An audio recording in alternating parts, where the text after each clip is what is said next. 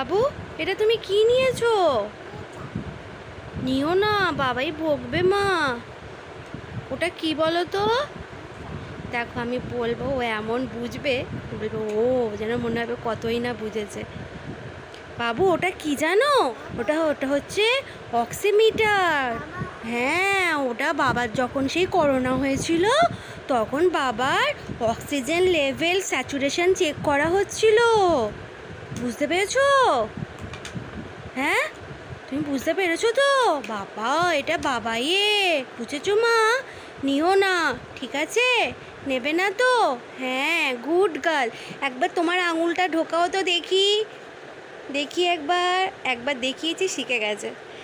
ওমা, এটাতে তো চার্জ ব্যাটারি লাগাতে হবে, ব্যাটারি শেষ হয়ে গেছে, এই যে চলছে না। এটা নিও না, ঠিক আছে? ঠিক আছে মাম্মা, রেখে দিই। Good girl. Good morning friends, এখন ঘড়িতে বাজছে 9:10 আর এখন থেকে ব্লগটা স্টার্ট করলাম। আর এই হচ্ছে বাবুর ওটস, গরম আছে ওই জন্য একটু ঠান্ডা করতে দিয়েছি, পরে বাটিতে ঢেলে খাওয়াবো। মা তুমি এবার গুড মর্নিং বলো। বলো গুড, বলো good morning. Very good. Good morning সকলকে। এখন তো হইতে পারছে 9:15 আর বাবু এই সবে মাত্র ঘুম থেকে উঠলো। ওষটা ঠান্ডা হয়ে গেলে ওকে খাওয়াবো। আর সন্দীপও এই সবে মাত্র বেরোলো, তাই তো মাম্মা? বাবা এই সবে মাত্র গেলে তো। ওটা নিও না, তোমাকে বারণ করলাম। তো যাই হোক, আজকে ঘুম থেকে উঠে আমার সমস্ত কাজ টাজ হয়ে গিয়ে তারপরে বাবুকে ডাকলাম। আজকে না ওয়েদারটা সেই ঠান্ডা ঠান্ডা, দুদিন হলো বেশ ভালোই বৃষ্টি হচ্ছে, ওয়েদারও ঠান্ডা।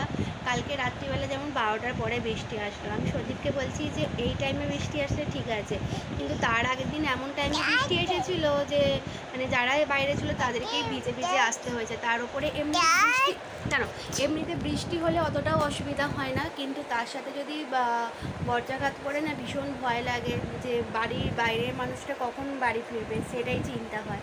আর সেদিনকে সন্দীপ আসছিল আর পুরো একদম ও হাই রোডের ওপর ছিল, কোথাও দাঁড়ানোরও জায়গা ছিল না। ও বলছে আমি ঠাকুরকে ডাকতে ডাকতে আসছি, এত জোরে জোরে বিদ্যুৎ চমকাচ্ছে, বজ্রাঘাত পড়ছে, ভীষণ ভয় লাগছিল।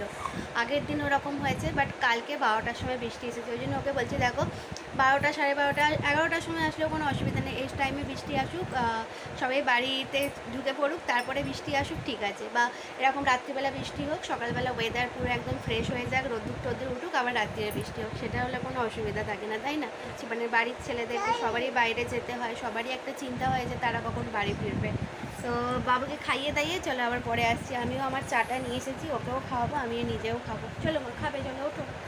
তোকে হ্যান্ড ওয়াশ নিয়ে হ্যান্ড শাওয়ার নিয়ে আমি কি করতে বলেছি? অফ ছাড়। হ্যান্ড শাওয়ার নিয়ে ওকে জল ঘাঁটতে বলেছি। চল চল, তোকে বলেছি হ্যান্ড শাওয়ার দিয়ে জল ঘাঁট। এই মেয়ে আমাকে পুরো পাগল করে দেবে একদম। উফ, বাথরুমে গিয়ে হ্যান্ড শাওয়ার দিয়ে ওকে জল ঘাঁটতে বলেছি, দুষ্টু মেয়ে একটা। কিচ্ছু বলা হয়নি বলে?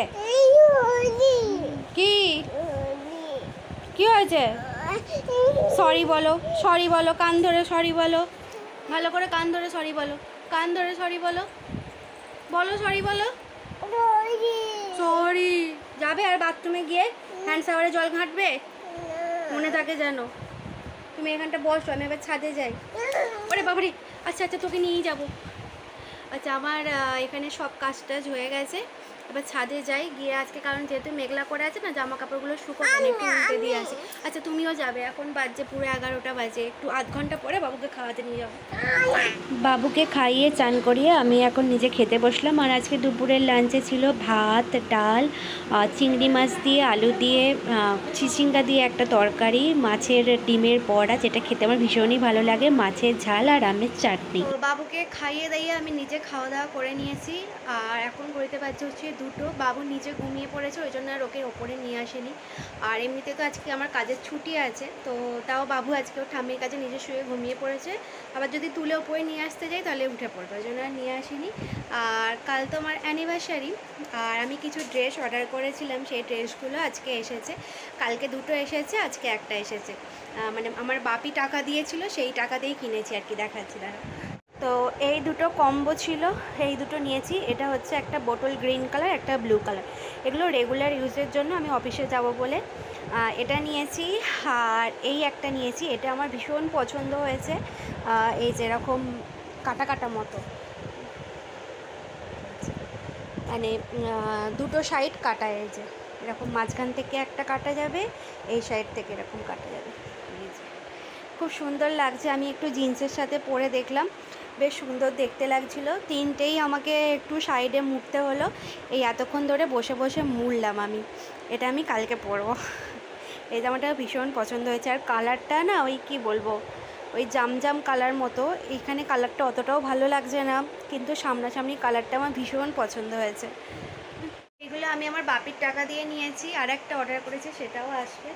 তো যেহেতু আমি সবসময় আমাকে রেগুলার ইউজের জন্য আমাকে কুর্তি বা চুড়িদার পরতে হয়, আমি ওই জন্য এগুলোই বেশি কিনি। শাড়ি টাড়ি অত নিতে চাই না, কারণ শাড়ি আমি খুব কমই পরি, যখন কোনো অকেশান হয় তখনই পরি। এগুলো পরলে আমার বেশি কমফোর্টেবল লাগে, আর যেহেতু রেগুলার ইউজ করতে হয় সেহেতু আমার মনে হয় যে যেগুলো আমি প্রত্যেক দিন পরি সেগুলো নেওয়াই ভালো, তাই না? আর সন্দীপ কি আমাকে দিয়েছে হচ্ছে ওই যে সানগ্লাসটা অর্ডার করে, মানে সানগ্লাসটা সেদিনকে যে নিতে গেলাম রবিবারে, সানগ্লাসটা যে করতে দিয়ে আসলাম, ওইটা আমাকে সন্দীপ অ্যানিভার্সারিতে গিফট করেছে।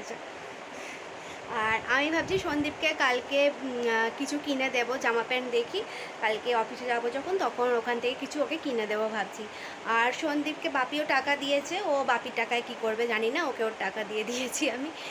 তো ঘুম থেকে উঠেছি তো অনেকক্ষণ হলো, এখন বলতে বাজছে পুরো 7টা, আর আমি উঠেছি তখন 5:10 উঠেছি।